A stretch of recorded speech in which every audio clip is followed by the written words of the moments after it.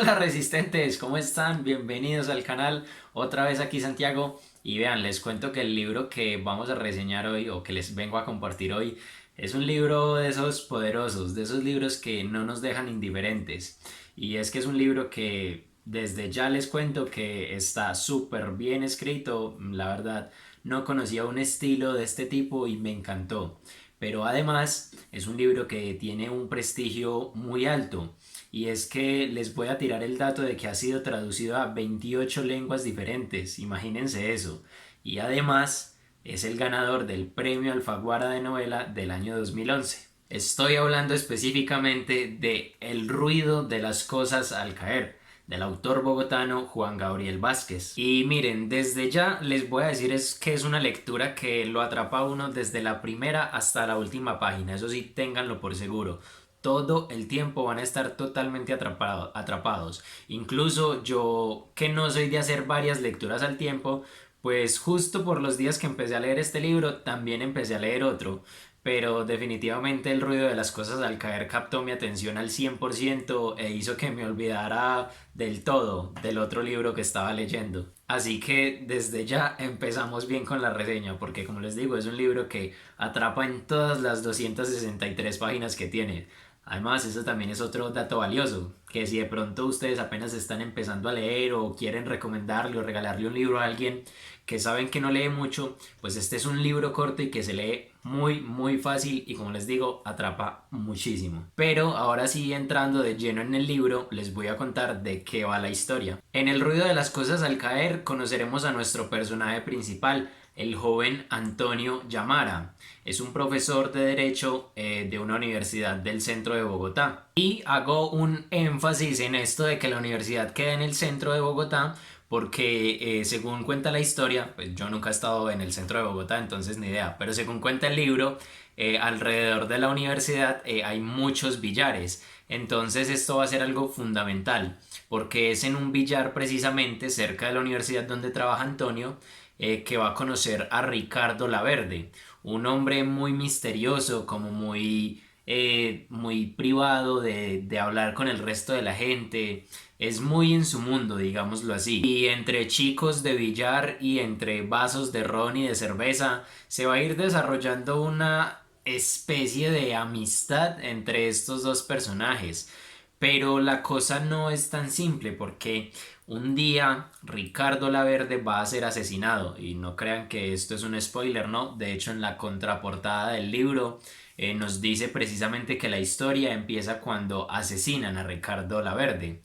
Y entonces, una vez es asesinado Laverde, pues Antonio Llamara siente mucha curiosidad por ese hombre que había conocido hace poco, con quien había desarrollado una especie de extraña amistad y que ahora había sido asesinado y al parecer no había una razón clara, una razón que hubiera determinado el destino nefasto que tuvo. Entonces Antonio se va a obsesionar con saber por qué mataron a la Verde. Y la historia, debido a esta obsesión de Antonio por saber la causa de la muerte de la Verde, pues nos va a llevar hacia los años 70 y 80 de Colombia, en Colombia, perdón. Cuando estaba en auge, digámoslo como una tendencia de los cuerpos de paz, de que vinieran muchachos de Estados Unidos a colaborar acá en las zonas donde más se necesitara, acá en Colombia. Pero además también había algo que estaba en auge en esta época,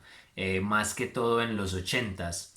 Y pues es el narcotráfico que tanto azotó al país y al mundo entero. Y entre historias de los cuerpos de paz y también entre anécdotas o historias que tuvieran que ver algo con el narcotráfico, pues se va a ir desarrollando como la, digámoslo, investigación de Yamara por saber qué le había pasado a la Verde, por qué lo habían matado y además de eso, quién fue antes de conocer a Antonio, porque como les dije en un principio, la Verde era un hombre muy reservado, muy privado de hablar con los demás, entonces rara vez le llegó a contar algo de su pasado a Yamara, por lo que esto se va a convertir en una verdadera obsesión para nuestro personaje principal. A grandes rasgos, este es el argumento de la obra. Dos hombres que se conocen en un billar, uno termina siendo asesinado y el otro se obsesiona con descubrir por qué lo asesinaron y quién fue en su pasado.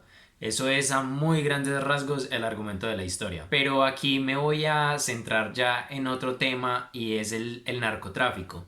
Yo en el video de Salvar el Fuego ya les dije que no me gusta, digamos, como leer mucho sobre narcotráfico ni sobre el tema, porque pienso que es algo que ya está sobreexplotado y a lo que ya se le dio pues como mucha visibilidad en Colombia y en el mundo entero. Los medios de comunicación, no importa el tipo que fuera, si era radial, televisivo o si era la prensa impresa, todo le dio muchísima visibilidad al narcotráfico y hoy en día tampoco sigue siendo muy distinto. Entonces, como les digo, a mi parecer es un tema que ya está sobreexplotado y prefiero leer de otras cosas. Pero acá en esta parte sí debo admitir que este libro me cambió, digámoslo, en cierta forma mi pensar, porque como les digo, los medios dieron todos los eventos que hubo, pero en ningún medio se dijo los sentimientos que eso trajo, en ningún medio se dijo del miedo que sentían las personas dentro de sus casas durante los toques de queda que se daban cuando, por ejemplo,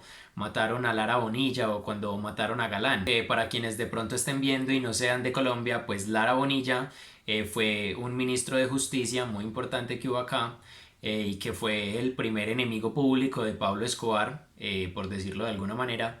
Y luego Galán, que era un candidato a la presidencia y también pues fue asesinado en Soacha, un pueblo que hay, un municipio, perdón, que hay en Cundinamarca, ahí muy cerquita de Bogotá. Entonces sí, la prensa se encargó de difundir lo que había pasado, todos los sucesos, pero me parece que de alguna manera este libro se encargó de dar a conocer los sentimientos que hubo en esa época. Y es que no sería para menos, porque a mi parecer Antonio Llamara, el personaje principal, es como por decirlo así un alter ego de Juan Gabriel Vázquez, el autor del libro, porque ambos nacieron en la época de los 70 y pues por ende a ambos les tocó vivir una niñez que después estaría, digamos, un poco opacada por esa adolescencia y esa temprana adultez que les tocó en plena época de los 80s, donde el narcotráfico había sembrado el terror en todo el país. Entonces me parece que Juan Gabriel Vázquez es un narrador demasiado fidedigno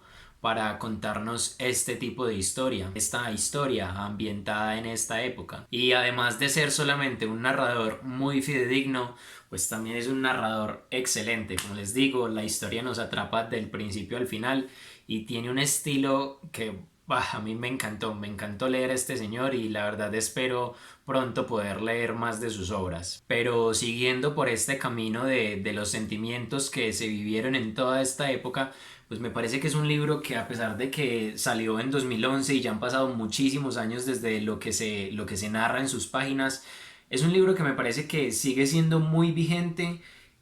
Bueno, la historia sigue siendo muy vigente y que además es una historia que nos hace reflexionar muchísimo. Un libro totalmente resistente bajo la filosofía del canal. Ahora, por otro lado, y como ya les dije en el principio del video, es un libro muy corto. Miren, solamente tiene 263 páginas y está dividido en 6 partes, pero es súper fácil de leer. Entonces este libro también en una semanita o en menos de una semana yo sé que lo tienen listo. También me gustaría añadir este libro, digámoslo, como a esa lista de libros que todos los colombianos deberían de leer, como ya les he dicho en videos pasados.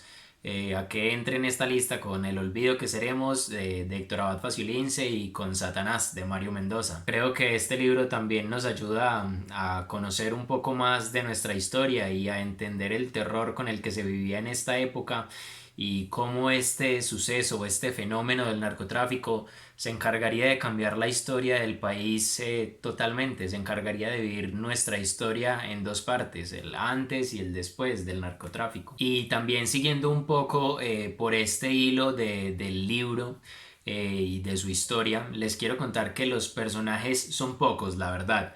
A lo largo de todo el libro conoceremos unos 6, 7 personajes tal vez como digamos muy frecuentes y que la verdad a lo último terminan siendo unos 4 más o menos, que son pues los que están en absolutamente casi toda la historia. Pero creo que también es por esto precisamente que logramos agarrarle tanto cariño a los personajes. Yo les voy a nombrar mis personajes favoritos y si ustedes no han leído el libro, pues no les va a representar nada, pero si ya lo leyeron, a lo mejor y me entiendan. Y definitivamente Maya y Elaine Fritz fueron mis personajes favoritos. Yo de verdad que me enamoré de estos dos personajes. Pero absolutamente todos son personajes súper fácil de cogerles cariño y eso hace aún más agradable la experiencia de lectura de este libro, más de lo que ya de por sí es, porque como ya les dije, es súper fácil de leer, a un ritmo muy bueno y con un estilo de escritura impecable. Ahora, dejando un poquito ya como de lado la historia como tal y los personajes y todo lo que es concerniente pues al libro como tal, y ya dejando de lado también pues como rasgos específicos, quiero volver a algo más amplio.